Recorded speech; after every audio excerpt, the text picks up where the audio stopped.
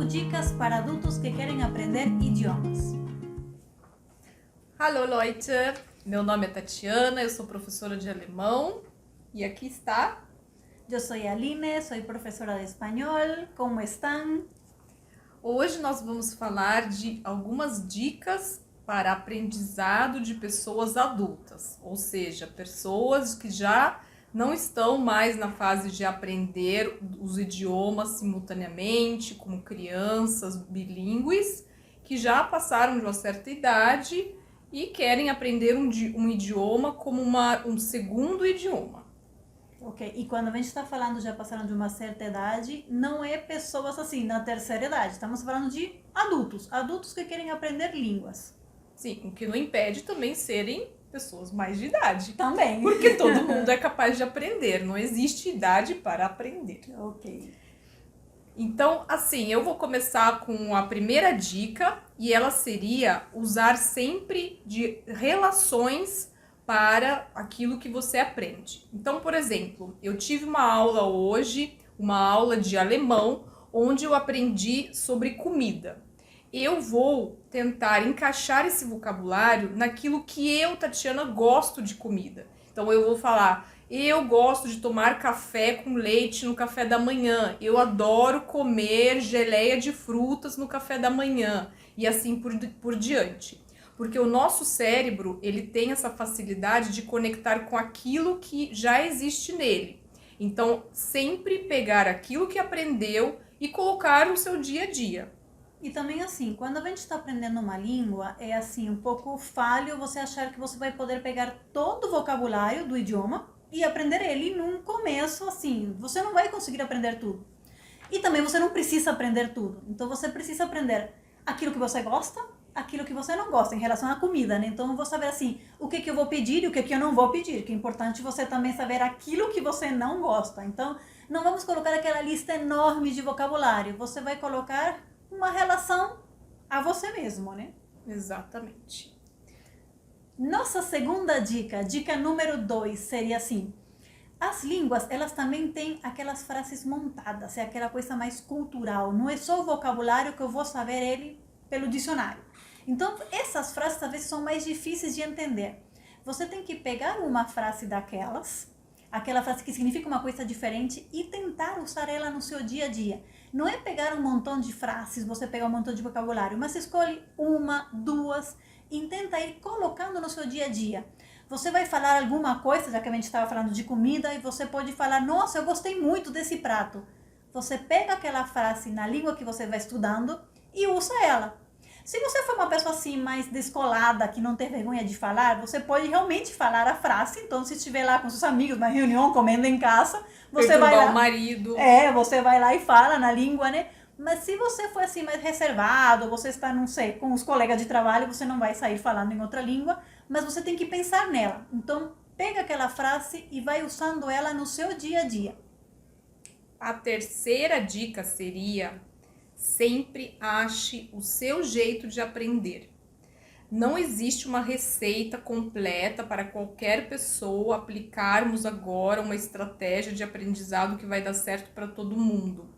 Cada pessoa tem mais facilidade com alguma coisa, tem mais interesse por outra. Então, pegue o idioma e coloque ele naquilo que você tem interesse, naquilo que é o jeito que você aprende melhor. Então, se, por exemplo, no caso do alemão, você é super fã daquela banda alemã de rock, Rammstein, você vai lá e escuta Rammstein um dia inteiro de preferência, anota as letras das músicas, traduz e canta junto. Você vai se sentir, primeiramente, incentivado, motivado e vai ser algo muito prazeroso no seu dia a dia, né? E isso é algo muito importante, assim, que normalmente quando a gente está aprendendo qualquer língua com livro, os temas que vêm, ou as músicas que colocam, às vezes não é do grado da pessoa. Espanhol, por exemplo, às vezes o que mais aparece nos livros, ou a pessoa que está ensinando, é os boleros. Então você pega uma pessoa às vezes mais nova, uma pessoa aqui no Brasil, né? O cara curte umas músicas mais agitadas. Funk. Sim, aí você coloca um boleirinho. Não vai animar, você não vai gostar, vai ficar desestimulado para aprender. Então você tem que vincular o que você está estudando com o que você gosta. Se você gosta de jogos, procure o jogo na língua que você está estudando. Se você gosta de filme, procura filmes. Se você gosta de música, procura música. Mas não fica amarrado a que o professor te dá, ou o livro te dá, ou estão te falando para estudar. Pega aquilo que você gosta e estuda na língua. E de preferência, se você está estudando idiomas, não vai procurar filme, livros e música, não sei a língua. No caso, você não vai estudar em português. Tudo que você vai procurar é receita de comida. Procura na língua que você está estudando, né? Exatamente, todas as pesquisas, né? Sim, você tem que, assim, se estimular com aquilo que você está estudando e se manter, né? Sempre motivado, sempre estimulado, né? Uhum. Quarta dica é você se manter constante. Por quê? Quando você começa a estudar, e às vezes, assim, questão de trabalho ou dificuldade, não importa, um dia estou mais cansado, assim, hoje não vou estudar, hoje vou faltar na aula. E você começa a fazer que isso seja uma rotina. Hoje eu falto, amanhã não estudo, e quando vê, você já parou de estudar. E as línguas, você precisa manter essa constância. Você tem que estar sempre treinando, sempre estudando, ou não necessariamente estudando, mas estar sempre em contato. As pessoas, quando elas moram em outro país, ou quando elas viajam, por que elas terminam aprendendo mais rápido? Você fala, nossa, para aprender bem um idioma, eu tenho que morar no lugar. Não é que você tem que morar, mas quando você mora, você está em contato todos os dias. E quando a pessoa começa a estudar, ela vai lá na aula e estuda aquilo com o professor. Mas depois, no seu dia a dia, ela não treina nada. E a primeira desculpa é, eu não tenho tempo. Então, eu não tenho tempo para estudar, não vou conseguir estudar. Mas a verdade é que sacar 10 minutinhos para você treinar, você tem. Nem que seja assim, eu vou ouvir o jornal, eu vou escutar a música. Já que eu vou escutar a música, eu vou aproveitar e pegar a letra, procurar se tem alguma palavrinha que eu não entendi, e aquela palavra que eu não entendi, aproveito e faço o que eu tinha falado anteriormente. Vou encaixar ela no meu dia a dia. Então, assim, você pode ir pegando as coisas, as dicas anteriores, para manter-se constante quando você está estudando. Exatamente, é o que você sempre falou para mim. Melhor 15 minutos todo dia do que sentar lá 1 hora, tirar um baita de um horário na sua agenda para sentar e fazer um montão de exercícios, né? Eu acho que o que vale mais é a frequência do que digamos, a quantidade de tempo que você dedica ao estudo, né? E sim, porque muitas vezes você separa um livro, ok, vou ler esse livro na língua, né? Vou pegar o livro, vou ler em alemão, e você nunca tem tempo para ler aquele livro. Lê uma pagininha por dia. Não tenho tempo de ler uma página. Ok, vamos ler meia página por dia. Mas não deixa de fazer. Né? Vai exatamente. Adaptando para menos, mas mantendo a frequência. Porque é uma coisa assim, é lógico, entre menos tempo você estuda, mais você vai demorar a aprender aquilo, a ficar bem naquilo que você está estudando. Mas pelo menos você está fazendo, algum dia você chega lá. Se você fica sempre preso a eu preciso um tempo grande para estudar, você não sai do lugar, né? Vai postergando, procrastinando, né? A palavra da moda. E nós temos nossa última dica, número 5, né? A última é muito universal, né? Então, nossa última dica é, você não pode ter medo de errar.